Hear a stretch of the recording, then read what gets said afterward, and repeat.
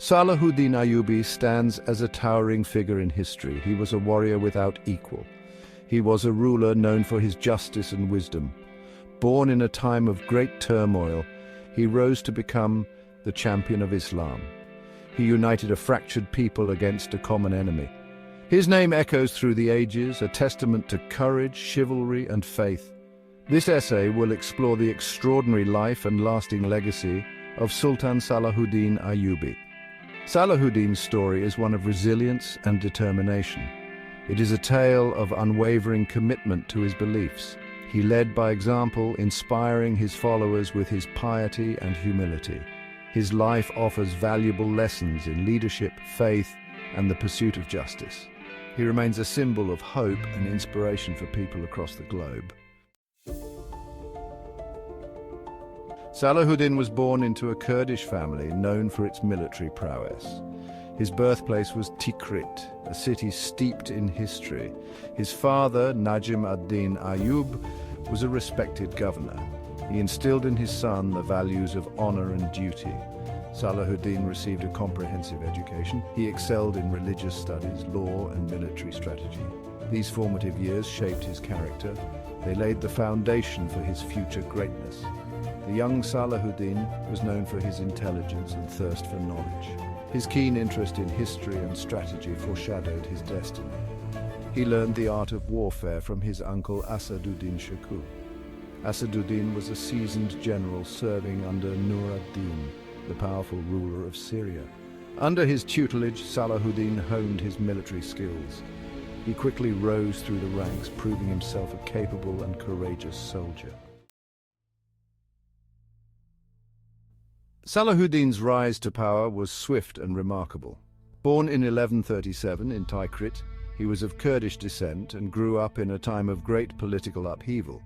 His early years were spent in the service of his uncle, Asad ad-Din Shirkuh, a prominent military commander. He accompanied his uncle on several military campaigns in Egypt, where he quickly distinguished himself as a capable and resourceful leader. Egypt was a land of immense strategic importance, not only for its fertile lands and wealth, but also for its position as a crossroads of trade and culture. It was caught in a power struggle between the declining Fatimid Caliphate and the ambitious Crusaders, who sought to expand their influence in the region. Salauddin's strategic brilliance became evident during these campaigns. He demonstrated an uncanny ability to outmaneuver his enemies and to make the most of the resources at his disposal. He displayed exceptional tactical skills and an ability to inspire his troops, earning their loyalty and respect. His leadership was characterized by a combination of courage, wisdom, and a deep sense of justice. In 1169, after his uncle's death, Salauddin was appointed Vizier of Egypt. This was a significant turning point in his career, marking the beginning of his rise to power. This was a pivotal moment in his life. As Vizier, he faced numerous challenges, including internal strife and external threats. He assumed control of a land in turmoil, but with his strong leadership and vision, he began to restore order and stability.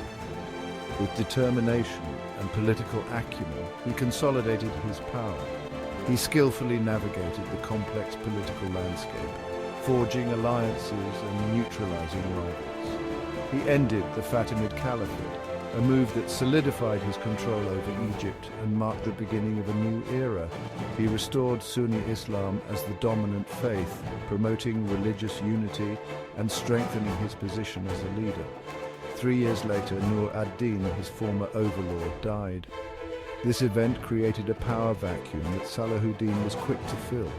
Salauddin, through a combination of strategic alliances and military victories, succeeded him as the Sultan of Egypt and Syria. His realm now extended across a vast and diverse territory. He had united the Muslim world under his banner, bringing together different factions and tribes under a common cause. He was ready to confront the Crusader kingdoms that threatened his realm. His ultimate goal was to reclaim Jerusalem and to secure the Holy Land for Islam, a mission that would define his legacy. Section 4. the Battle of Hattin, a turning point in history. By the 1180s, tensions between the Muslim forces under Salauddin and the Crusader kingdoms had reached a boiling point. The region was a powder keg, with both sides vying for control and influence. The Crusaders, having established their presence in the Holy Land, were determined to maintain their hold, while Salauddin sought to unify the Muslim territories and reclaim Jerusalem. The spark that ignited the conflict was a raid led by Reynaud of Chatillon, a Crusader lord notorious for his treachery. Reynaud had a reputation for breaking truces and attacking Muslim caravans, actions that inflamed tensions and provoked retaliation. He attacked a Muslim caravan, violating a truce that Salauddin had honored. This brazen act of aggression was seen as a direct challenge to Salauddin's authority, and a blatant disregard for the fragile peace that had been established. Salauddin, a man of his word, was outraged by this act of aggression. Known for his chivalry and adherence to agreements, he could not let this transgression go unanswered. His resolve to defend his people and uphold his honor was unwavering. He vowed to avenge this breach of trust and defend his people. Rallying his forces, Salauddin prepared for a decisive confrontation. His leadership and strategic acumen would soon be put to the test. In the summer of 1187, Salauddin's forces met the Crusader army at Hattin, near Tiberias. The stage was set for a monumental clash that would determine the fate of the region. The Battle of Hattin proved to be a turning point in the Crusades. The battle was fierce and brutal, with both sides fighting with determination and valor. The outcome, however, would reshape the political landscape of the Holy Land. Salauddin's forces, united and well-led, outmaneuvered the Crusader army. His strategic brilliance and the discipline of his troops played a crucial role in the unfolding events. They deprived them of water in the scorching heat. The Crusaders, already exhausted from the march, found themselves in a dire situation, unable to withstand the relentless assault and the harsh conditions. The Crusaders, weakened and demoralized, were routed. The victory was decisive. The once formidable Crusader army was shattered and their leaders captured or killed. It shifted the balance of power in the region. Salauddin's triumph at Hattin paved the way for the recapture of Jerusalem and marked a significant turning point in the history of the Crusades. The repercussions of this battle would be felt for years to come, altering the course of history in the Holy Land. Section 5. Reclaiming Jerusalem, a triumph of faith and fortitude. After the decisive Battle of Hattin, Salauddin's forces swept through the Crusader-held cities with remarkable speed and efficiency. One by one, these fortified cities, which had stood as bastions of Crusader power, fell to his relentless armies. By October 1187, Salauddin's formidable army stood before the gates of Jerusalem, the ultimate prize in this holy war. The city held immense religious significance for both Muslims and Christians, being a sacred site for both faiths. Its capture would be a symbolic victory of great magnitude, resonating deeply with the followers of both religions. Salauddin, however, was determined to avoid unnecessary bloodshed and destruction. He offered the city's inhabitants generous terms for surrender, showing his preference for diplomacy over violence. He allowed Christians to leave safely upon payment of a ransom, ensuring their safety and dignity. After intense negotiations, Jerusalem surrendered peacefully, avoiding the horrors of a brutal siege. Salauddin entered the city not as a conqueror but as a liberator, welcomed by many of its inhabitants. He immediately ordered the restoration of Islamic holy sites which had been neglected or desecrated during the Crusader occupation. He treated the city's Christian and Jewish inhabitants with respect and tolerance, fostering a sense of coexistence and peace. The capture of Jerusalem sent shockwaves throughout Europe, where the loss of the Holy City was met with disbelief and outrage.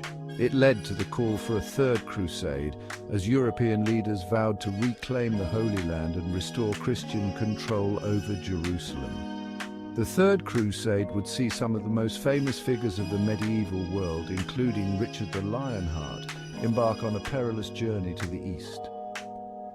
This epic campaign would be marked by both heroic deeds and tragic losses as the struggle for Jerusalem continued to shape the course of history. Section 6, a ruler's benevolence, justice, mercy, and compassion. Salauddin's legacy extends far beyond his military exploits. He was renowned for his justice, mercy, and compassion. He believed in ruling by Islamic principles. He established courts of law that treated Muslims and non-Muslims fairly. His reign was marked by religious tolerance. Jews and Christians were allowed to practice their faiths freely. Numerous accounts highlight Salauddin's compassion.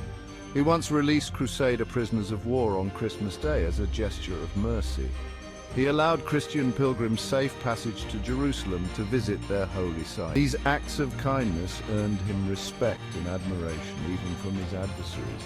He became a symbol of chivalry and magnanimity in an age often defined by brutality.